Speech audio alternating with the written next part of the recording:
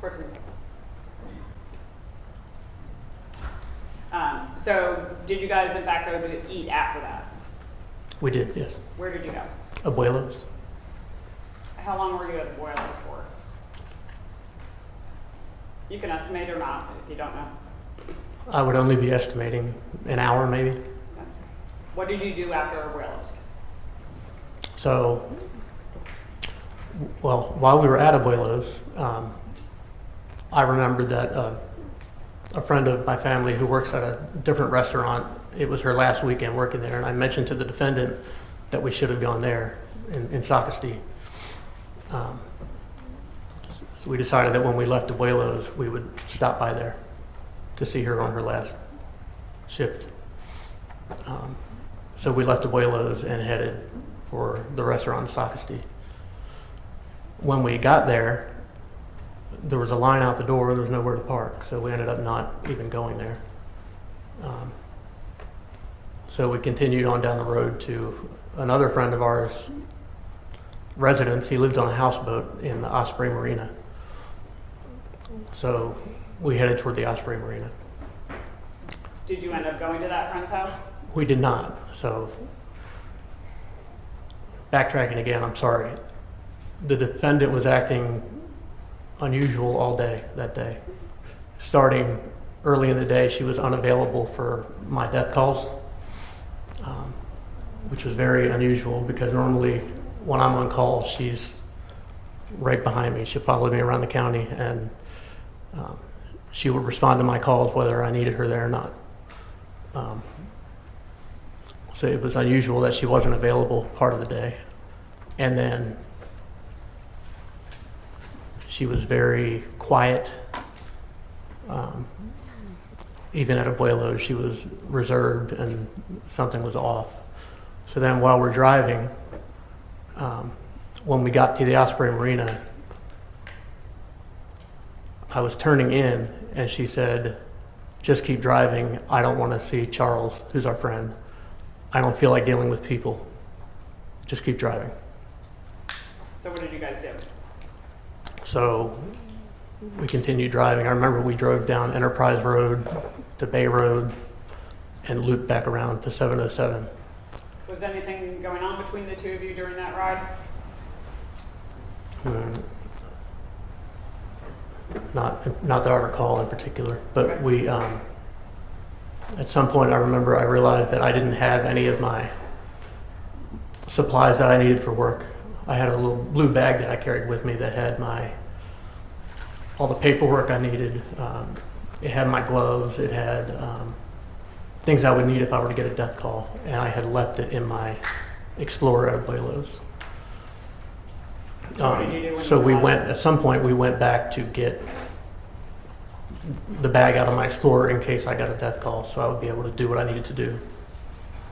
Can I infer then that you and the defendant were driving in her van when you We were, yeah, we left my Explorer at Abuelos, and I was driving her van. What happened after you went back to Abuelos to pick up your bag? She said that she needed to stop by at Myrtle Beach Funeral Home because she had left her glasses there earlier that day. Was this after typical business hours at a funeral home? It was late. It was dark, so it had to have been 9 o'clock or so. How would you guys have gotten into the Myrtle Beach Funeral Home? If it's after hours. With the key. Who had a key? The defendant definitely had one. I may have also had one. I had keys to some funeral homes, but not others. So we had at least one key with us, maybe two. Okay. So the defendant says she has to get glasses. Did you in fact go to the funeral home? We did. Tell me about that. What happened? So we went to the funeral home, and I assumed she was looking for her glasses. She went to the left. We walked in the back door of the building. She walked to the left, which is back toward where the embalming room is. I went straight up the hall toward the office. At some point, I heard her speaking, presumably on the phone. And then I heard the conversation end. she came to the office. When she got to the office, she had her cell phone out, and I was talking to her, and she wasn't looking up at me. Whatever was on her phone, she was very, had her attention.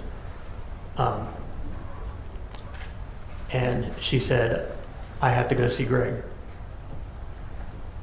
Did she say why she had to go see Greg? She did not, but I said, well, I'm not going. Why not? Why wouldn't you go? Because she was constantly complaining about drama and abuse, and I didn't want to be part of it. She would typically take a friend with her. Her friend Savannah would go with her to Greg's house, or she would go on her own. Is that based on what she told you, or did you actually witness her? Based on what she told me. Okay. So what? I didn't want to be caught up in drama. What happened when you told her you weren't going to go? She said she would just be a few minutes, just go with her. What happened next? So I drove her van. We drove toward Greg's apartment complex, which is off of Arrowhead Road. Let me stop you there for a second. Did you know where Greg lived before this? I knew where his apartment complex was. I had been there on death calls before, so I knew roughly, I forget what it was called now, but I knew how to get to the general area. Did you ever require directions to get there? No. What? So I'm sorry, now continue. You headed in the direction of the victims. We headed in the direction. She called Greg while we were driving, and I guess he had indicated to her that he was outside. She told me that she makes him meet her outside because she's uncomfortable going to his apartment. So he meets her outside of the apartment complex. So we were driving down Arrowhead Road, and I saw Greg on the left side of the road walking towards us, just outside of the apartment complex. And I said, is that him? She said, yeah. So as we approached him, I started to slow down, and she said, make a U-turn. So I kind of passed him, made a U-turn, and as I pulled up alongside him, she said, because I was going to, he stopped walking, and he kind of turned to face our van, and I was stopping right next to him, and she said, pull up, don't be awkward. So I said, pull up. She said, yeah, pull up. So I pulled up so that we had passed him. What happened next? She opened the door and shot him. How many shots did you hear? A lot. What did you do? I froze. Did the defendant say anything to you at that point? Yeah. She said, what are you doing? Help me, help me. Cursing at me, help me. So what did you do? I got out of the van and walked toward the back of the van. Greg was laying right at the back of the van on the side of the road. What did you do? She said, put him in the back of the van. So I opened the back of the van, and we started treating him just as we would treat any other body. And I grabbed the sheet, wrapped it up like a rope, put it underneath his torso to help with leverage. And then in her van, she had what we call I don't remember what we called it, like a sliding board. It was a black plastic backboard, and it was flexible so that you could put a body on it and easily slide it and maneuver it around. I pulled that off of her stretcher, and using the sheet as leverage, we both picked Greg up and put him on the sliding board and put him into the back of the van. What did you do next? I reached in and started buckling him. So on the mortuary stretchers that we had put him on, there's two seat belts, and you click them, and what they do is they hold the body in place. And I started to do that, and she started screaming and cussing at me and said, you know, "What are you doing? We need to get out of here. We need to get out of here." And I shut the back door. Greg was just kind of haphazardly on the stretcher. He wasn't buckled on. He wasn't covered up. And we got in the van, and I hightailed it out of there. How long would you say you were in the Arrowhead community? Not long. I mean, it happened fast. And by the time when I pulled up in front of him, it was like one swift move. Like she opened the door, slid out, and it was pop, pop, pop, pop, pop, pop. Had the two of you moved bodies before together? You just have to say yes or no. Yes. I mean, as part of your jobs, was that a fairly frequent occurrence? Yes, every day. So you said that you hightailed it out of the Arrowhead community. Where did you go? We went back to the funeral home. What happened when you got there? Well, first of all, on the way there, I asked her, "What just happened? Why did you do that?" And she didn't say much. She told me to go to the funeral home. And I just remember the complete nonchalance. Just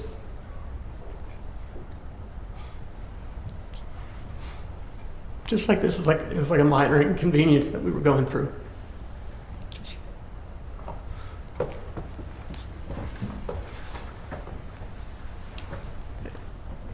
So what happened once you got back to the funeral home?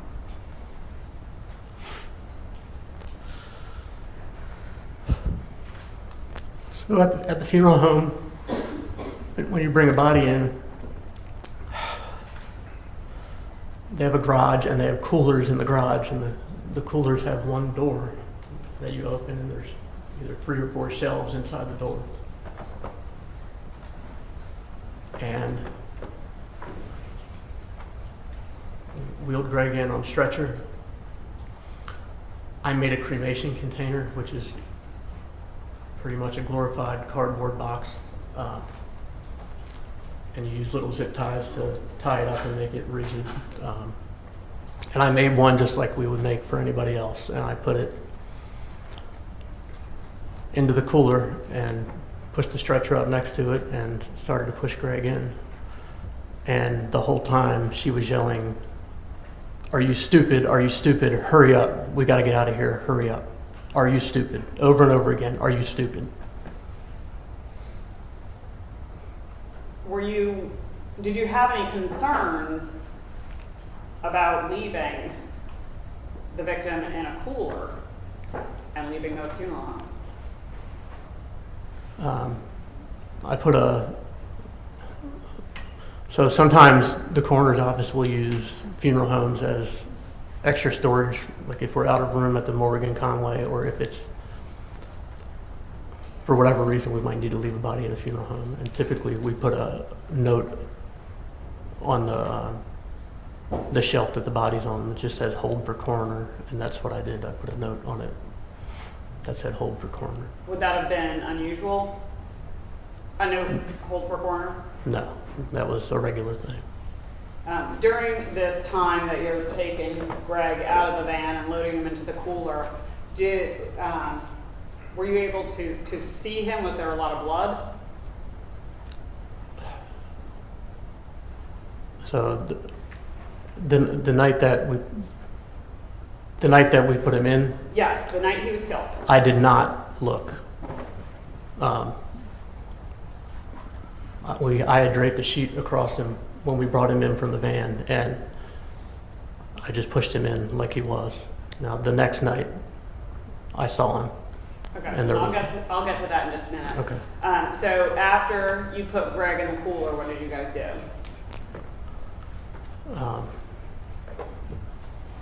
Got out of there fast, and went back to her house. Did you go back to? I'm sorry. Go Yeah. ahead. On the way back to her house, we had to get my Explorer from Abuelo's. So we stopped to get my Explorer before we went back to her house. On the way to get the Explorer, she told me that if I ever told anybody what happened, she would kill me. And that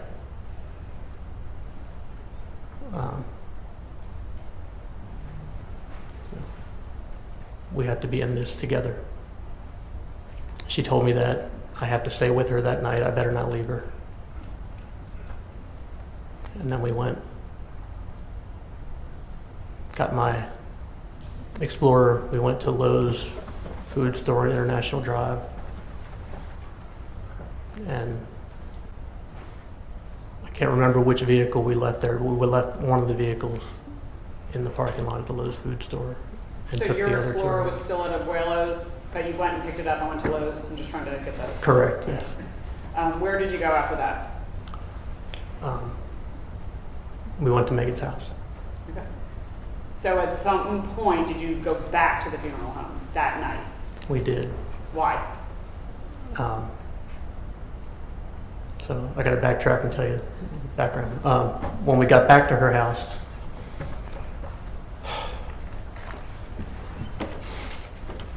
her daughter, Savannah, was watching TV in the living room.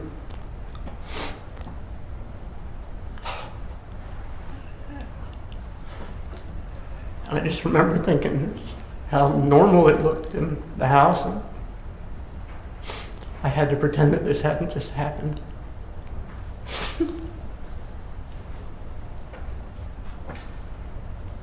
sorry.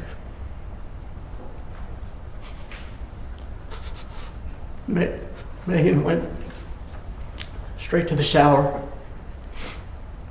and I sat on the couch with Savannah. I'm sorry, Savannah. Okay, you just have to answer my I'm questions. sorry. Sat on the couch with her. And I tried to make small talk. Like I hadn't just watched her mother kill her father.